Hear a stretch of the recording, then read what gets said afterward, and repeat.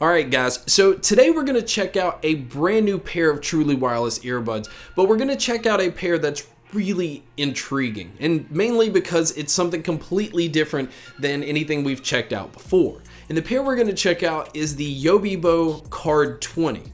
It's actually labeled as the world's thinnest true wireless earbud. In fact, more specifically, the world's smallest true wireless earbuds case. I think it comes in at like a ½ inch thick.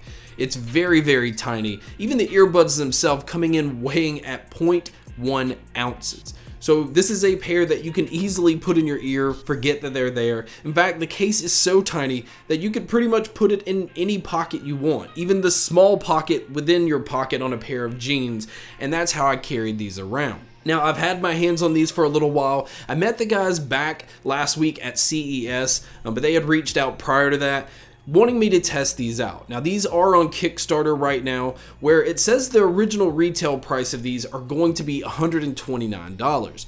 But right now through Kickstarter, they're running an early bird special where you can pick these up for 69 bucks. But let's go ahead and check out some of those features to see if it's worth your money.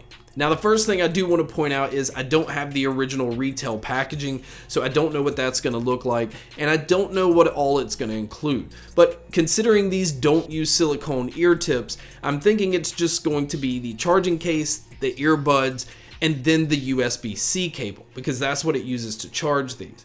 Now, as far as the technology that's in here, they do have Bluetooth 5.0, and they are using a Qualcomm 3020 chip. And the amazing thing about these is they also have aptX playback. So with watching videos on Netflix or YouTube, I didn't have any issues with lag, any kind of delay, which again was very impressive. Now, another thing I do want to point out is these have a 13mm driver inside of these. That is a rather large size driver considering how tiny the earbuds are. Now, as far as the IP rating, it's rated at IPX4, so it is a pair that you can go out and do what you need to do and you're going to be fine, as long as you don't submerge these into water. Now, as far as the battery life on these goes, it says that you can get around 4 hours if you listen to these at 100%, but then it says you can squeeze out 5.5 hours if you listen to them around 70%. But I would go ahead and expect that you're really only going to get somewhere between 4 to 4.5 hours, as that's about the average that I was able to get out of these.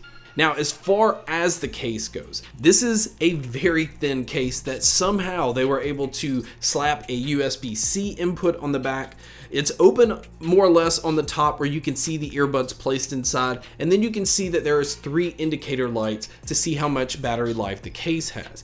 Now, when you open them up, again, you can see how tiny these earbuds are. And the earbuds weigh 0.1 ounces. Like I said, that is extremely light. And because of the design, it's a pair that just kind of sits in your ear. It doesn't have the silicone ear tips, so this is not a pair that you have to jam into your ear. Now, one thing I do want to point out, because of the design of these, I did find myself having to kind of play around with them a little bit to get the right fit. It's not a pair that I was able just to kind of drop in my ears and feel like I had it right, like right off the bat. So it is going to be a pair that you have to kind of get used to. Now, as far as the controls go, it does utilize touch controls, and you're able to control everything but the volume. I really would have liked to have seen them add volume control onto here, because I don't like summoning my smart assistant or having to pull out my phone to turn up the volume. But again, maybe that's something they can do in a firmware update, but as of right now, you can't control volume on the earbuds themselves. Now, if you're somebody that likes to use your earbuds individually, you'll be happy to know that you can do that with either the left or the right. Now, as far as the microphones on here, because it uses the Qualcomm 3020 chip, it also has the CVC 8.0 technology. So it's doing a really good job of blocking out your external noise while focusing in on your voice so that your calls come through very clear. But you guys can be a judge by listening to a test here. Alright guys, so here is a mic test using the Card20. I think it does a fairly decent job of picking up my vocals. I think there's a little bit of distance between my mouth and the microphone, and you're able to hear that. But overall, I don't think anybody's going to have any issues hearing me clearly. And so now here is a mic test with a crowd noise being played in the background on these speakers, so you get a better idea of what it would sound like if you took a call in public. So now let's talk about the sound, because yes, it's very impressive that the case is tiny, that the earbuds are tiny, but I was really worried that they were going to have to sacrifice a lot because of these being so tiny. But again, like I said, these are using a 13mm driver, and it is doing an excellent job of pushing out bass. So this has a warmer tone overall. You can tell that there's a lot of focus on the low end, and it sounds excellent as long as you're not listening to a genre where there's a lot going on. So, you know, with genres like metal, where there's a lot of instruments and singing and drums and stuff like that, at times it can tend to sound a little congested. But if you're listening to pop or more mainstream music or hip hop, it does a very good job. Now the mids again are pretty forward, but they still kind of lean to having that warmer tone. But still, male and female vocals still come through very well. It just depends on what it is you're listening to.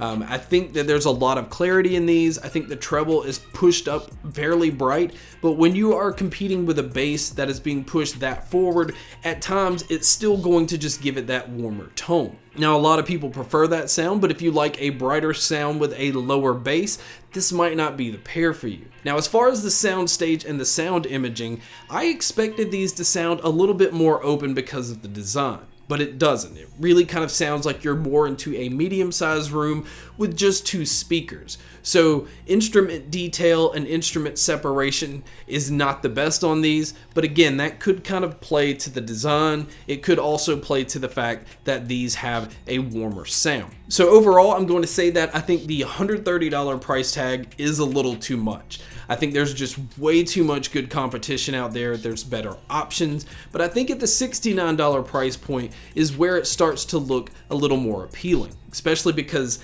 you know, having something this tiny that you can throw in whatever and kind of forget that they're even there.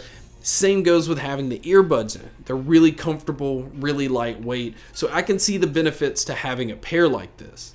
But like I said, these are on Kickstarter right now. There will be a link below if you guys are interested in checking out any more information. This is a very interesting product.